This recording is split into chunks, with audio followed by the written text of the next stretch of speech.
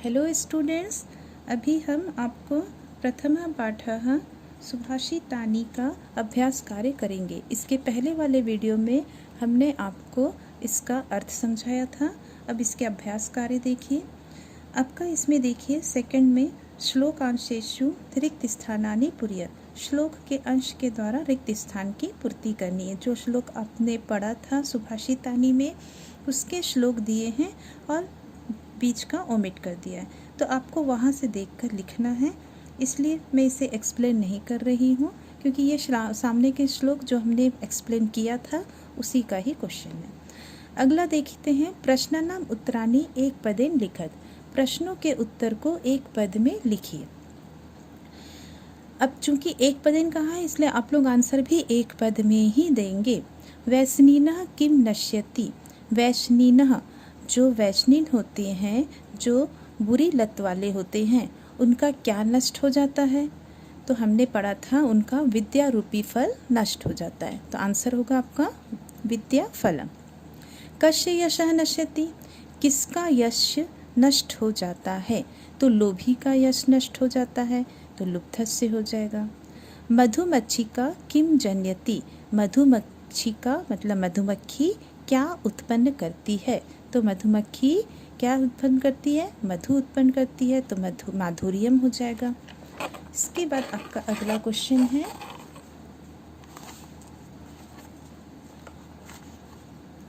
यहाँ देखिए आपका अगला क्वेश्चन, मधु सुक्त रसम के सृजंती, मधु सुक्त रसम जो मधु जो है वो मधु सुक्त रूपी रस जो है वो कौन उत्पन्न करता है?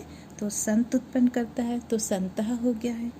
इसके बाद अर्थिना केभ्य विमुखा न यान्ति, अर्थिना मतलब याचक, याचक किसके पास खाली हाथ, किसके द्वारा खाली हाथ नहीं जाता? तो किसके द्वारा खाली हाथ नहीं जाता? वो वृक्ष के द्वारा, क्योंकि वृक्ष के पास उसके पास फल, पत्ते, जड़, छाल और लकड़ी आदि देने की चीज़ें हैं। इसके पास से वह कभी खाली हाथ कभी नहीं लौटता। नेक्स्ट देखिए, अधोलिखित तद्भव शब्दानाम कृते पाठात् चित्वा संस्कृत पदानि लिखत, नीचे लिखे गए जो तद्भव शब्द है उसके लिए पाठ से चुनकर लिखना है। यहाँ पर देखिए आपके एग्जाम में पूछा जाता है तद्भव पदानि कृते तत्सम पदानि लिखत। तो यहाँ पर तद्भव का मतलब होता है तत् प्लस उद्भव, तत् प्लस उद्भव उसी से उत्पन्न हुआ, तो उसी से उत्पन्न हुआ। तो ये जो है आपका जो संस्कृत शब्द है, जो मूल शब्द है, यही आपका तत्सम शब्द कहलाता है, और इससे उत्पन्न हुई शब्द जो है हिंदी, वो आपका तद्भव शब्द कहलाता है। तो तद्भव आपका दिया है, आपको इससे का तत्सम लिखना है, संस्कृत शब्द लिखने हैं। कंजूस को कहते हैं कृपणः, उसी प्रकार कड़वा को कहते हैं कटुकम, पूछ को पुच्छः, लोभी को लुब्धः, मधुमक्खी को मधुमच्छिका, तिनका को तृणम। अगला देखिए, अधोलिखितेषु वाक्येषु कर्तृपदम क्रियापदम चित्वा लिखत। अब नीचे लिखे गए वाक्यों में जो कर्तृपद है और क्रियापद है, इसको चुन कर लिखना है। नीचे सेंटेंस दिए हैं, उसमें से आपको कर्तृपद और क्रियापद, कर्तृपद मतलब सब्जेक्ट, क्रियापद मतलब वर्ब, आपको चुनना है। यहाँ देखिए यथा वाले क्वेश्चन मतलब एग्जाम्पल वाले क्वेश्चन देखिए, संतः मधुर सुक्त रसम सृजंती, संतः यहाँ पर पहले मीनिंग निकाल लेंगे। संत जो है मधुर सुक्त रस उत्पन्न करता है, तो सबसे पहले आप क्या करेंगे, कर्ता पहले नहीं छाटेंगे, सबसे पहले आप क्या करेंगे, क्रियापद निकालेंगे। तो उस क्वेश्चन में देखेंगे क्रियापद कौन सा है, और उस क्रियापद पे सवाल करेंगे, क्वेश्चन करेंगे, तो जो आंसर आएगा वो आपका कर्ता हो जाएगा।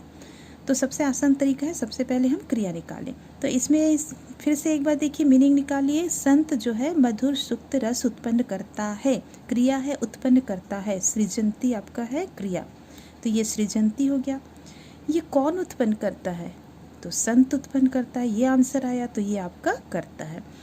पहला क्वेश्चन देखिए, निर्गुणम प्राप्य भवन्ति दोषः, निर्गुण को प्राप्त होकर दोष हो जाते हैं। क्रिया कहाँ है? दोष हो जाते हैं, तो भवंती आपका क्रिया है। कौन हो जाता है, क्या हो जाता है, निर्गुण हो जाता है कि दोष हो जाते हैं। अब 2-3 बार इस सेंटेंस को अपने में रिपीट करके देखिए, आपको खुद को आंसर समझ में आ जाएगा कि निर्गुण को प्राप्त होके दोष हो जाते हैं, हो जाता है, कौन हो जाता है, तो दो हो जाता है, कौन होता है, दोष होता है, तो दोष आपका कर्ता होगा। दूसरा देखिए, गुणयेषु गुणः भवन्ति, गुणियों में गुण होता है, गुणियों में गुण ही रहता है, तो कौन होता है, होता कौन, इसमें क्रिया क्या है, होता है, तो भवंती आपका क्रिया हो जाएगा। कौन होता है, गुण होता है, ठीक है, गुणयेषु नहीं होगा, गुण होगा, तो आपका ये गुण आपका कर्ता हो जाएगा। मधुमक्खी का माधुर्यम जनियत, मधुमक्खी मधु उत्पन्न करती है, क्रिया आपका है उत्पन्न करती है, तो जनियत आपका क्रिया है, कौन उत्पन्न करता है, तो मधुमक्खी, तो ये आपका कर्ता हो गया। पिशुनस्य मैत्री यशः नश्यति, और पिशुनस्य जो चुगलखोर होते हैं उसकी मित्रता और यश नष्ट हो जाता है। क्या क्रिया क्या है, नष्ट हो जाता है, तो नाश्यति आपका क्रिया हो जाएगा। क्या नष्ट हो जाता है, उस चुगलखोर का क्या नष्ट होता है, तो यहाँ पिशुनस्य नहीं बोलेंगे, क्या नष्ट होता है, तो मित्रता नष्ट हो जाती है, तो मैत्री इसका क्या हो जाएगा, कर्ता। फिर नद्याः समुद्रमासाद्य अपयाः भवन्ति, नदी में समुद्र, नदी जो है समुद्र में आकर ना पीने योग्य हो जाती है, क्रिया आपका हो जाती है, तो भवन्ति क्रिया क्या हो जाती है, कौन हो जाता है ना, तो नदी हो जाती है, ठीक है, ना पीने योग्य जो होता है वो कौन होता है, नदी होता है, तो नद्या आपका क्या होगा, कर्ता हो जाएगा। अगला देखिए, रेखांकित पदानि आधृत्य प्रश्न निर्माणम कुरुत, नीचे लिखे गए प्रश्नों के आधार, अंडरलाइन जो दिया है, रेखांकित पद दिए हैं, उसके आधार पर आपको प्रश्न निर्माण करने हैं।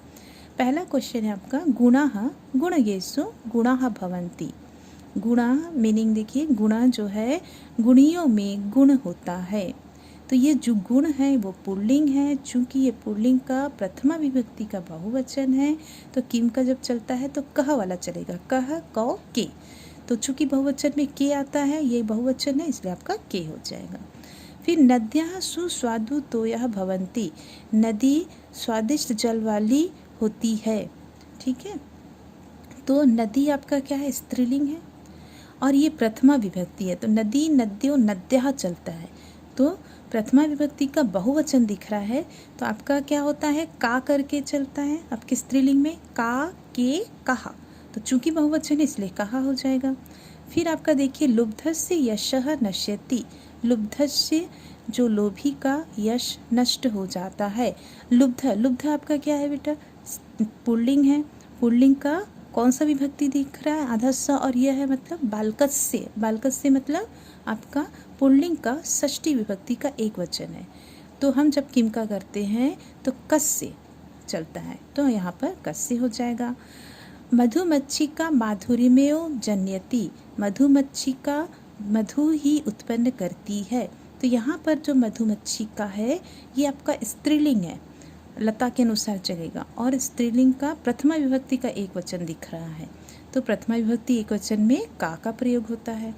तस्य मूर्धिन तिष्ठन्ति वायसा, तस्य उसके सिर पर कौवे बैठते हैं, तो चूंकि यह प्लेस की बात हो रही है, कहाँ पर इसका सेंस आएगा, तो कहाँ के लिए आपका कुत्र प्रयोग होता है।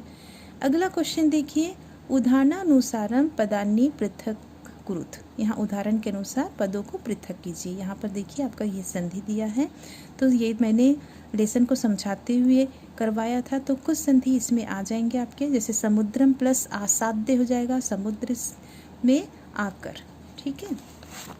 अगला देखिए आपका माधुर्यमेव, माधुर्यमेव इसको भी आप कर चुके हैं, माधुर्यम प्लस एव, माधुर्यम प्लस एव हो जाएगा, मधु ही। अल्पम, अल्पमेव, अल्पम प्लस एव, यहाँ माँ हलंत अलग निकल जाएगा, यहाँ ए की मात्रा, यहाँ ए बन जाएगा। उसी प्रकार सर्वमेव का भी वैसी होगा, माँ हलंत निकल जाएगा और इधर ए की मात्रा ए बन जाएगा, ए हो जाएगा। उसी प्रकार दैवमेव का भी वैसी होगा, तो दैवम निकल जाएगा, इधर ए की मात्रा ए इधर हो गया दैवम, तो ये चारों एक जैसे ही हैं। फिर यहाँ देखो महात्मानाम उक्ति है, यहाँ पर देखो महात्मानाम, म हलंत हो जाएगा, ये ऊ की मात्रा, ये ऊ निकल गई और उक्ति है अलग हो गया। ठीक है। उसी प्रकार विपदानाम, यहाँ म अलग हो जाएगा, तो म अलग होने के बाद यहाँ पर अ है और यहाँ आ की मात्रा है, तो क्या हो जाएगा आ, और यह द में, और चूंकि यहाँ पर अयादी संधि है, ठीक है, अयादी संधि में क्या हो जाता है, अयादी संधि में औ का आओ हो जाता है, तो ये औ जो है वो आओ में कन्वर्ट हो गया। यहाँ देखो ये आओ में कन्वर्ट हो गया। ठीक है, तो विपदाम अलग हो गया, फिर यहाँ से आदौ निकल गया, आदौ, और उसके बाद एव हो गया, तो आदा एव।